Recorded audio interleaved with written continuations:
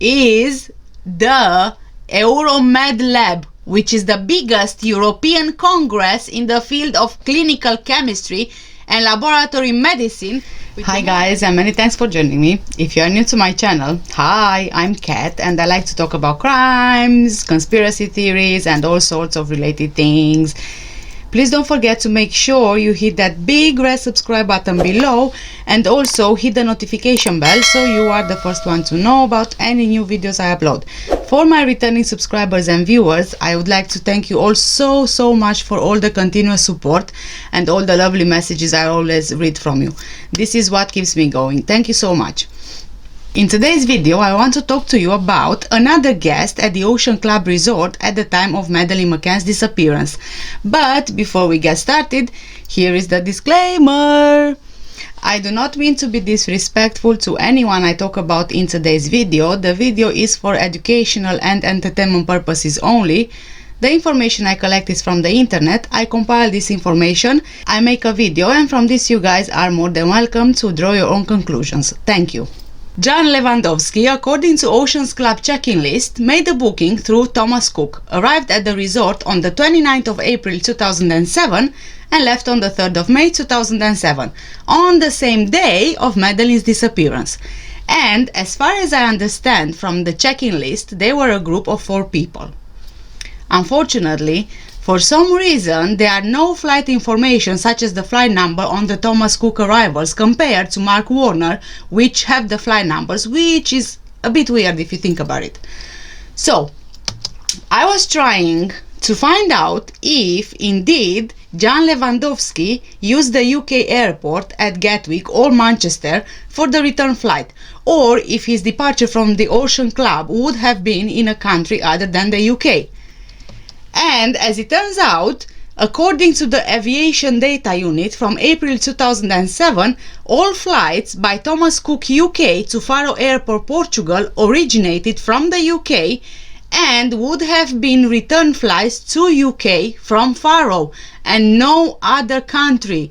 The data is taken from the Civil Aviation Authority database, which is in fact a collection of all the flight logs in and out of British Air.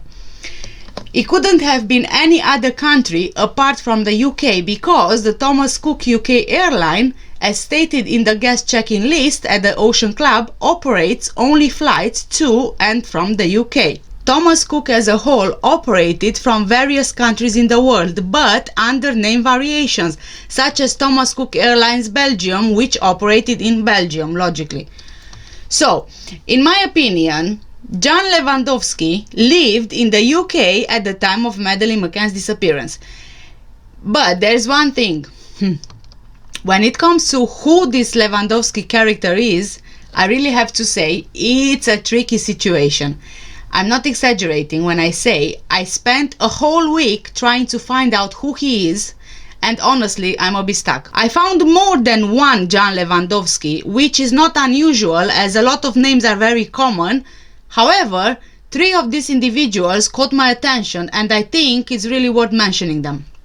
And this way, we can decide together, or you can form your opinion as to whom would be the most suitable to be included in our work holiday in Praia da Luz. The truth is that all of them have a common denominator, which you'll find out about later on in the video. Dr. Jan Lewandowski was a Polish man who lived in Winter Haven, having moved there from Texas, US. He was an obstetrician gynecologist physician in Polk County for 20 years. Lewandowski was a member of the American Medical Association, Florida Medical Association, and the Polk County Medical Association. He also worked for HRS. HRS, the Heart to Rhythm Society, is a leading resource on cardiac pacing and electrophysiology. This specialty organization represents medical, allied health and science professionals from more than 70 countries who specialize in cardiac rhythm disorders. Jan Lewandowski sadly passed away aged 69.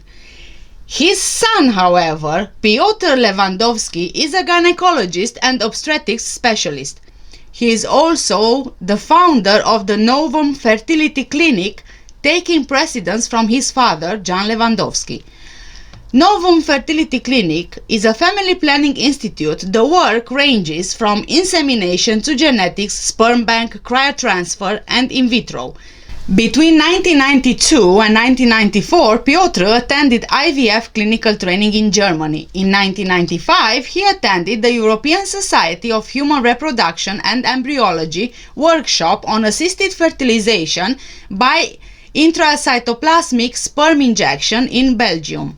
In 1996, he went to Cambridge, England, for workshop on gamete and embryo cryopreservation.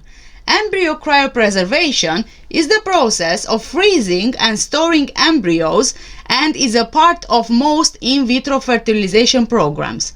The process is chosen for reasons as varied as providing an additional chance for pregnancy or saving embryos in the face of certain medical treatments. Gametes are the reproductive cells. From 1996 to 2013, Piotr got European Society of Human Reproduction and Embryology Certificate of Attendance. From 2005, he had IVM training program in Copenhagen University Hospital in the fertility clinic Medicult. IVM is in vitro maturization. The main difference compared with IVF is that IVM doesn't involve the use of stimulatory fertility drugs. Instead, eggs are collected from the ovaries while they are still immature. They are then grown in a lab for 1 to 2 days before being fertilized and replaced into the womb. In 2006, Piotr went for Working with Difficult Patients training course. Also in the same year, he went for Basic Genetics for Art Practitioners course in Brussels, Belgium.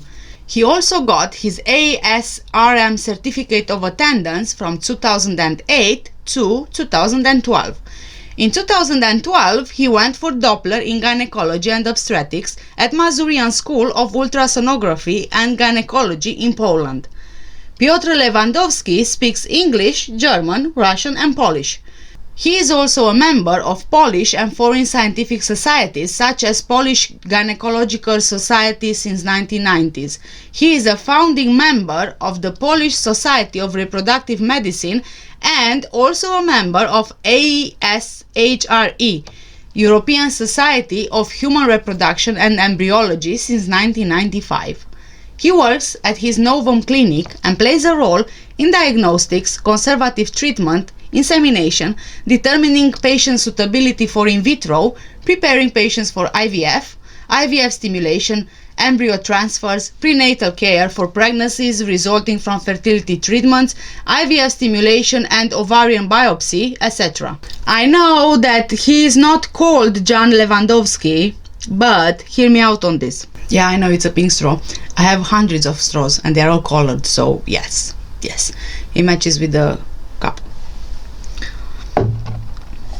And yes, I lost my fake nails, but who cares anyway. Moving on. We know that the name is on the guest lists, right? We also know there was a party of 4 booked under his name. We don't know the names of the rest. So, I'm thinking, okay, because he is involved in IVF genetics, IVM, and everything to do with fertility, embryos, and so on, he's got his own fertility clinic. If he was part of something bigger and possibly hidden from the rest of the world, or at least the public eye, he would probably want to keep his identity less known whilst at the Ocean Club. And the way I see it, he used his deceased father's first name, Jan, on the check-in list because he was already familiar with the name, being that the surname is also his own. So it wouldn't be such a big deal, okay? So in case of a future investigation or whatever, they wouldn't be able to trace it to him because we can't really say 100% it's him, right? In this case, I believe anything is possible, really. But then there's also another option. Perhaps someone else checking in with him is Jan, and maybe he used the other person's name because he knew not much would be found. As you can see, there wasn't much found though, was it? Even me, I can't really say I'm certain it's him, the same person on the check-in list. And there are so many names on the same list which don't seem to belong to someone specifically.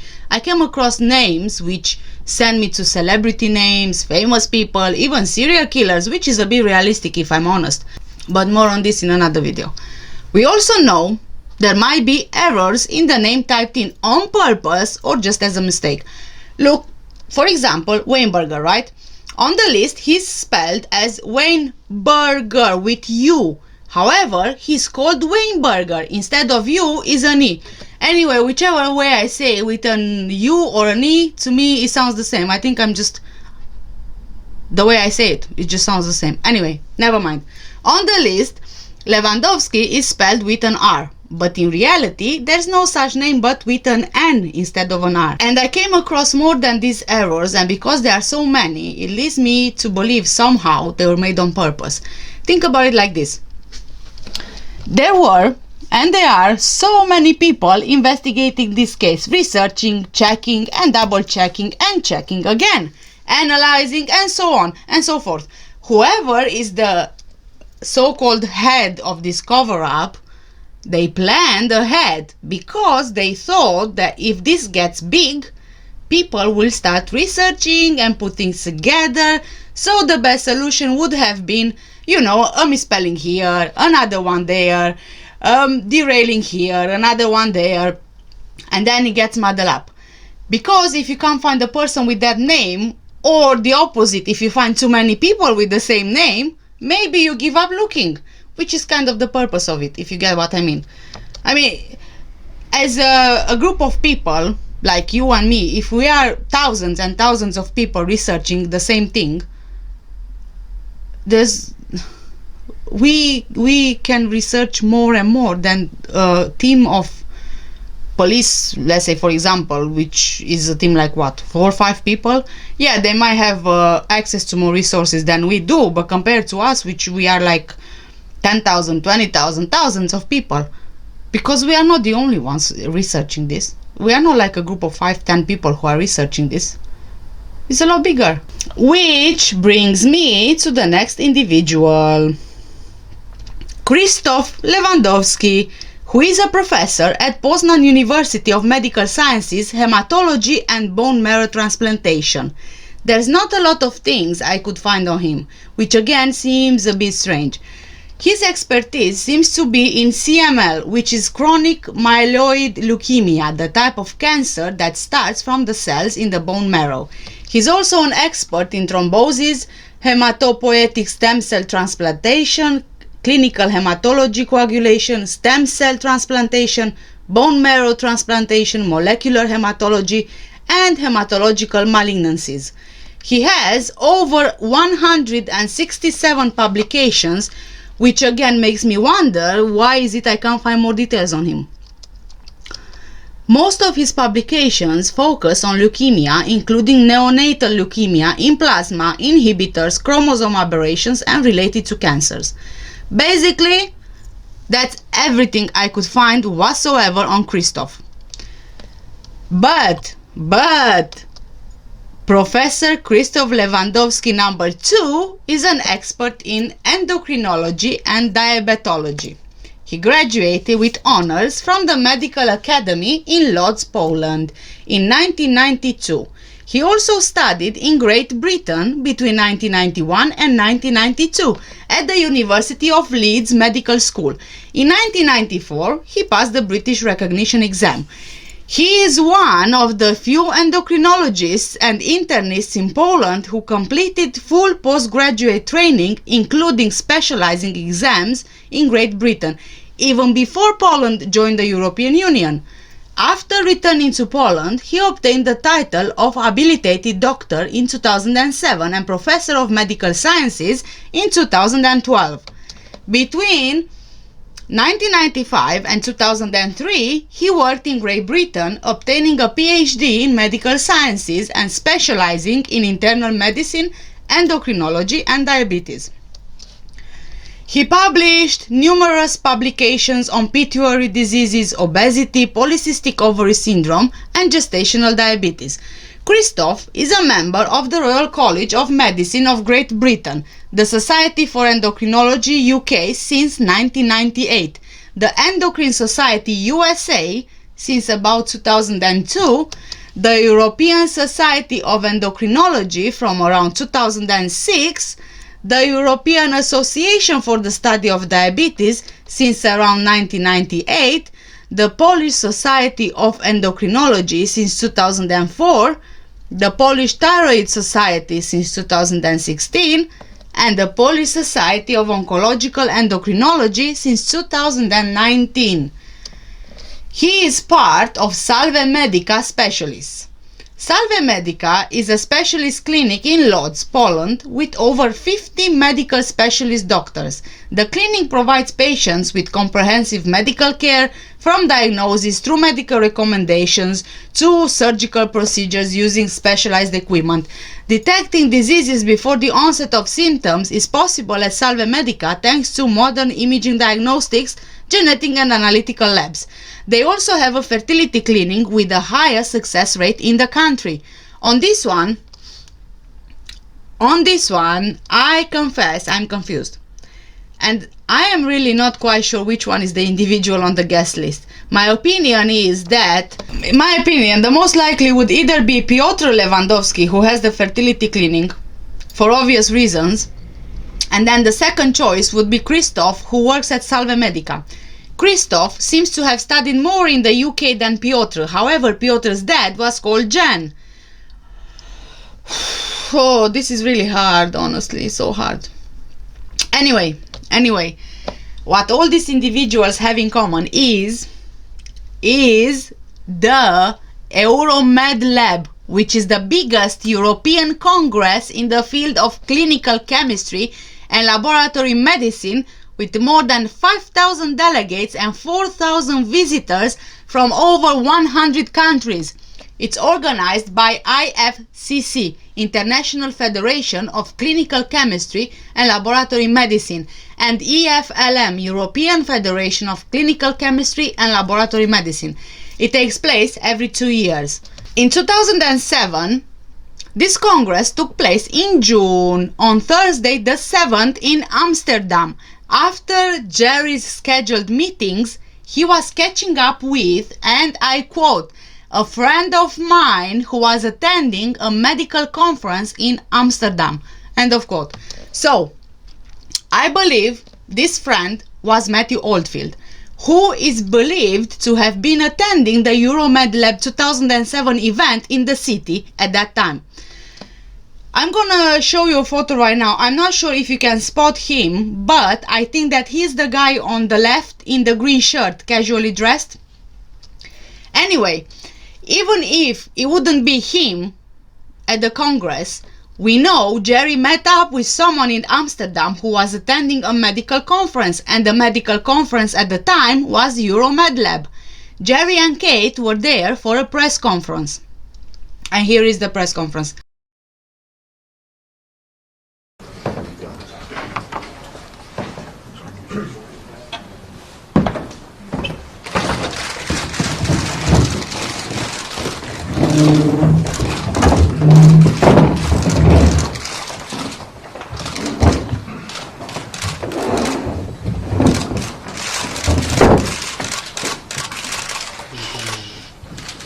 We can have 1 minute of photographs, please. 1 minute of photographs, and then please sit down.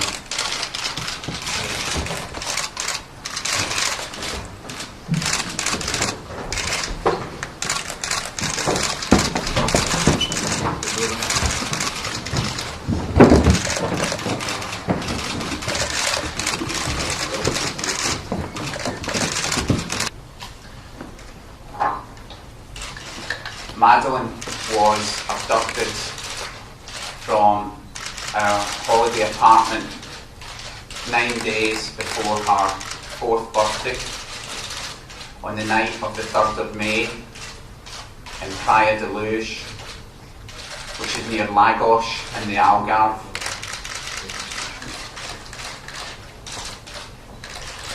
Despite a very extensive investigation conducted primarily by the Portuguese police but with marked assistance from the British police, we're still uncertain who's abducted her, what the motives are and where she is now.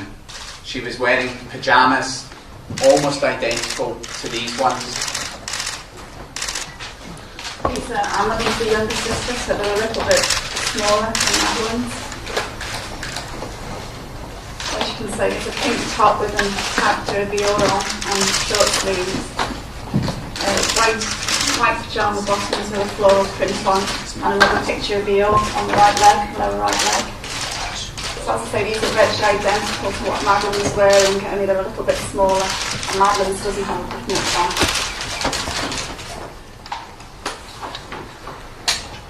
And certainly when I've come across similar cases or cases of child harm in the past, I thought, how do people get through that? How do people, and you just don't know how you behave. We didn't know we'd be able to come and publicise it, you know, but we've got to spend from somewhere, and we believe it's vitally important, you know, and I can understand why people would say, how can they do that? Because I would have. But how do you go with these feet? You seem, you are, relaxed is not the right word, but you seem very well spoken. You think about what you say. How do you feel when you're sitting here and talking about this awful thing, what happened? I think, you know, we're not going to talk about what happened in any detail. Emotionally, that is incredibly difficult to talk about how we were, you know, at the time. But we have had a psychologist, and we've had taken a lot from it. And in the very early days and hours after Madeline's abduction, we felt completely helpless. And I've said this before, it was the darkest place imaginable, and many people have said to us it is a parent's worst nightmare, and it is, and it was every bit, and it continues to be as bad as you can imagine. Got time for perhaps one or two more. Then we Sir? need to get on. Yes. I have a question. Is the main focus now on Morocco to find her? Is that your hope? I mean, the main reason really for going to Morocco is we're aware that there was a window where someone could have travelled from Portugal into Spain and then could easily get to Morocco. That's why it's the access really. I'm aware there was an alleged sighting of a child in Morocco earlier on in the investigation, but we don't deal with that. I'm not even sure if it's a line of inquiry anymore. But is it for yourself the main focus, Morocco? No, I mean, the police investigation, you know, that's very much continuing based in Portugal. They direct the focus. It just happens to be that Kate and I are en route, and we've actually chosen countries probably in priority that we thought was there. But, you know, we don't know where she is, and we want to cover the most likely places that she could have been moved to. Thank you. It's difficult to talk about how we were, you know, at the time, but we have had a psychologist, and we've had.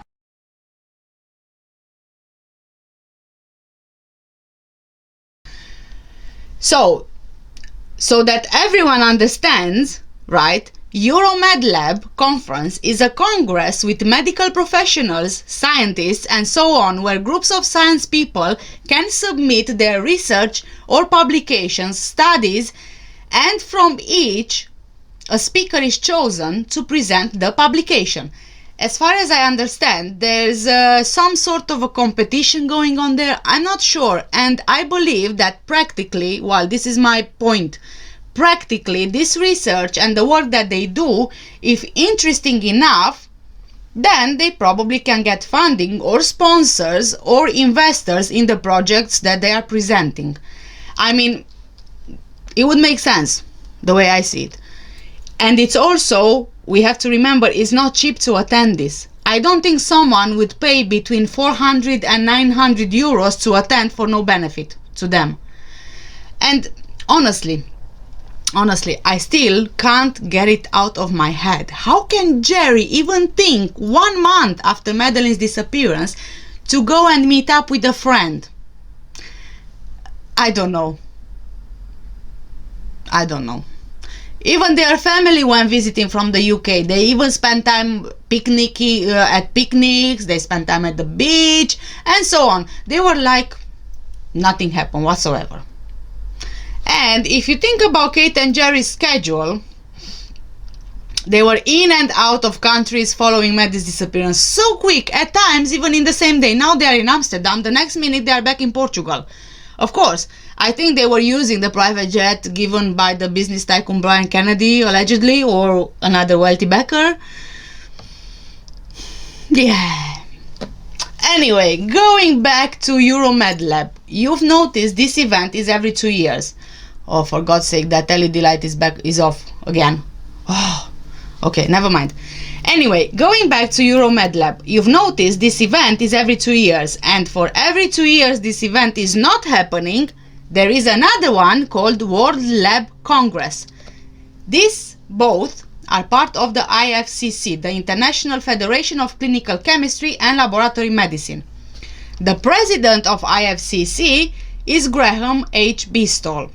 Dr. Bistol worked for almost 30 years as a top-grade biochemist at the Glasgow Royal Infirmary in the UK. He retired from his lab position in 2009 when he was elected president of the IFCC. He served 2 3-year terms through 2014, working with hundreds of dedicated professionals from the 89 IFCC member countries and visiting 50 countries to promote the contribution of laboratory medicine to healthcare. Dr. Bistol developed an early interest in supporting professional bodies. He served as an executive committee member of the Society for Endocrinology and was treasurer of the British Thyroid Association. He served as National Meetings Secretary, chair and president of the UK's Association for Clinical Biochemistry. He was elected to the Council of the Royal College of Pathologists and served as its first non-medical vice president. Dr. Bistol was a founding member of Clinical Pathology Accreditation UK and chaired the steering committee for clinical chemistry of the UK National External Quality Assessment Service. He worked on the pilot study that led to the formation of the UK program Modernising Scientific Careers.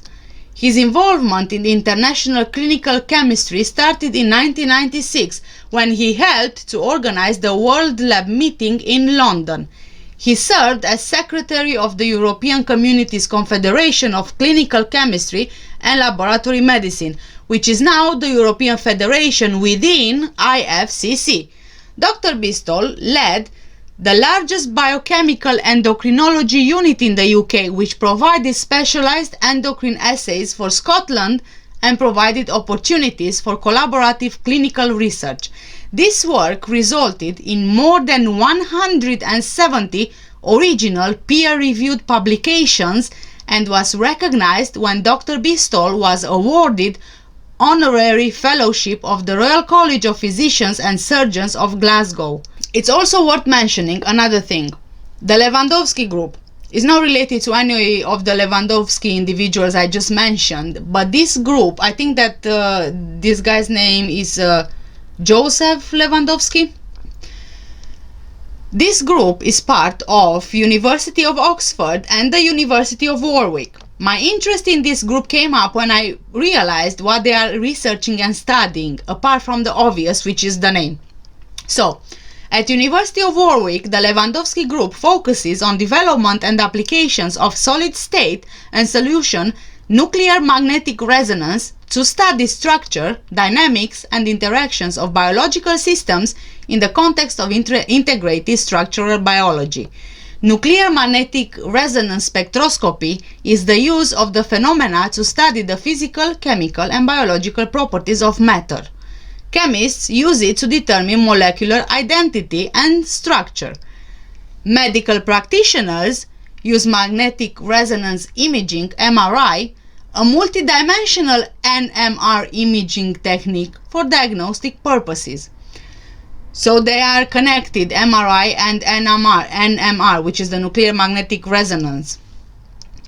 Jerry McCann, as we know, is an expert in cardiac MRI. Then, at the University of Oxford, the Lewandowski group focuses on, and I quote, understanding how alterations to early human development affect long-term disease risk and how to reduce risk through nutritional and lifestyle interventions. disruptions to normal development, including exposure to pregnancy complications, such as being born preterm, are risk factors for early heart failure, stroke, and cardiovascular events. To study early developmental changes, we use multimodality imaging, activity monitoring, questionnaire data, and birth records, as well as blood sample collection to study cellular pathways in fetal through to young adult human cohorts. End of quote. So again, the focus seems to be on the heart. Jerry McCann, according to his University of Leicester profile, is a National Institute for Health Research professor in experimental medicine and professor of cardiac imaging, honorary consultant cardiologist at the University of Leicester. So, okay, I love this part. So I'm thinking, what if the reason they were all at the same location in the UK before traveling to Portugal was to meet up, right? Possibly have a briefing and discuss the plan once they get to Portugal.